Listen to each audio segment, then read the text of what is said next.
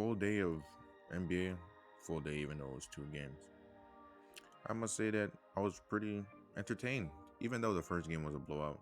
I think both games really showed us things.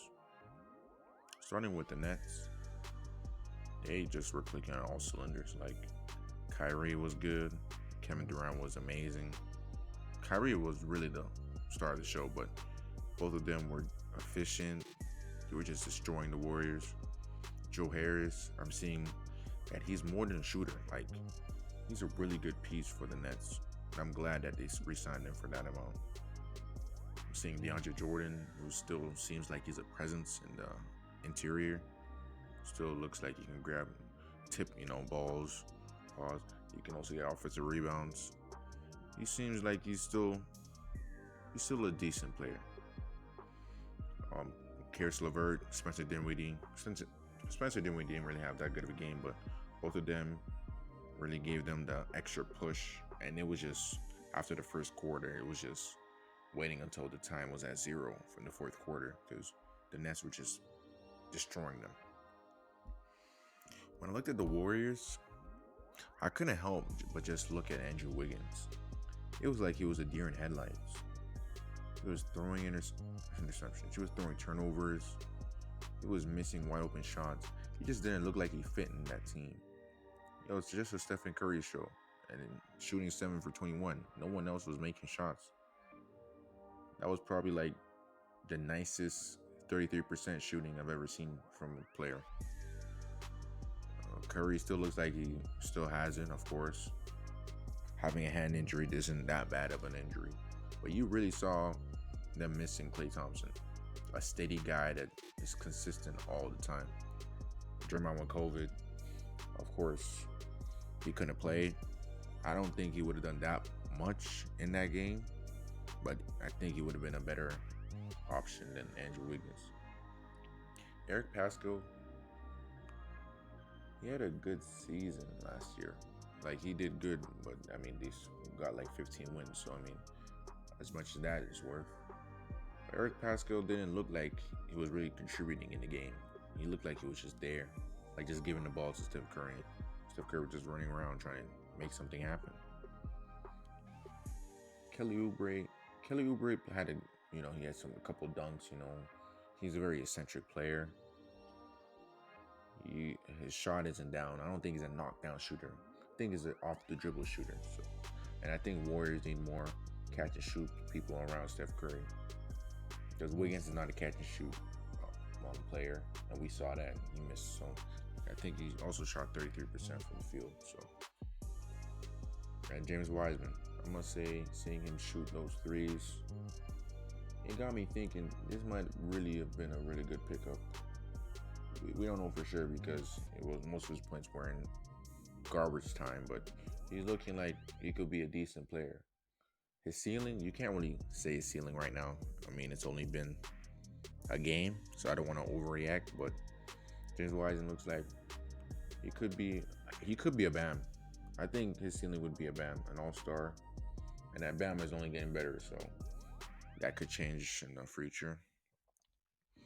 But the Warriors, after this first game, it just looked like the Nets were just that much better than them.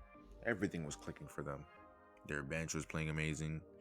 And you could really tell that the Warriors bench isn't where it needs to be.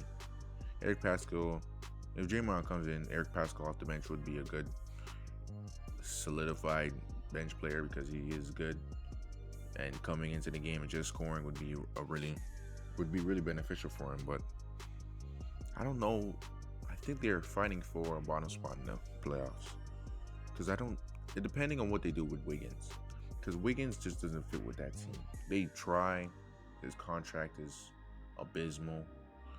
They try, fitting him in with the scheme, but his touch is just not there. He doesn't have a good touch. He's athletic, but he doesn't play defense. He just looks like a dunk contest winner in the NBA. It's like he has no touch. He's missing easy floaters. It might have just been a bad game, but it's not looking good for him. And the Nets, the way that they were playing, if Kyrie and Durant just continue on with 26, 22 on good efficiency. I think their team is good enough where they don't need him to drop 30 every game. Because Karis LeVert, he's also very efficient. He's like a baby Kevin Durant, as they said. So, oh no, I enjoyed that game. Now, Lakers and Clippers. Watching this game, I thought it was over for the Lakers. I didn't think it was over, but I thought the Clippers were going to win it much easier because the Clippers came out all cylinders. Everyone was making the shots. But then the Lakers came back.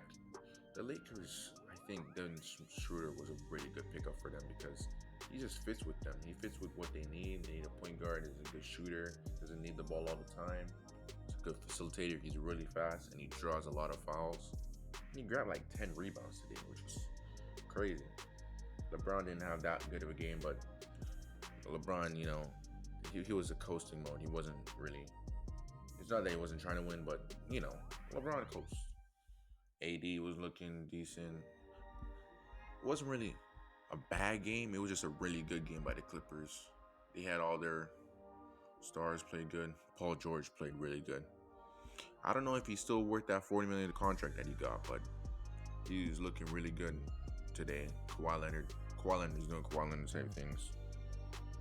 I mean, you don't get any different from that. And I'm just looking at this, and I think I can't wait for the Christmas game because even though it's going to be a quick turnaround, I just want to see what that atmosphere is like, what it's going to look like, because it didn't look like there was an urgency from the Lakers. I think Montrezl Harrell is going to be a really good signing, and I think Ibaka.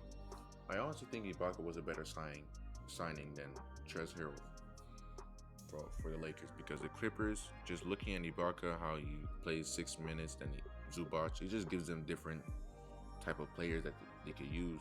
Ibaka is a stretch player, and he's very mobile, more mobile than Zubac, so he gives you that. He's a better rim defender. But I think Zubac is just a bigger presence. Like you saw him getting off his rebounds. Ibaka's not getting those. Ibaka's, as a Raptors fans, I know Ibaka's not the best rebounder, but he's just a good spacer because he's not always in the paint. So he's a good spacer, knocks down his open shots. Yeah, Ibaka is exactly what the Clippers needed. I think this is the first out of like 4 matchups. I think most of the time, just like last year, I don't think the first one even mattered. I don't want to overreact as well from the first game because there's nothing to really react to. Clippers had a really good game. The Lakers made it interesting at the end, but it wasn't really the good game by them. LeBron barely even played in the fourth quarter. I don't know what that was about, but that ring ceremony was also cool. I think the first day of basketball was actually pretty eventful. I think it's going to be a really good season, to be honest. I think the parity is going to really show because I just feel like today was a good game. Good day for games. So please like, comment, subscribe. If you want to see more reactions, recaps, put in the comments.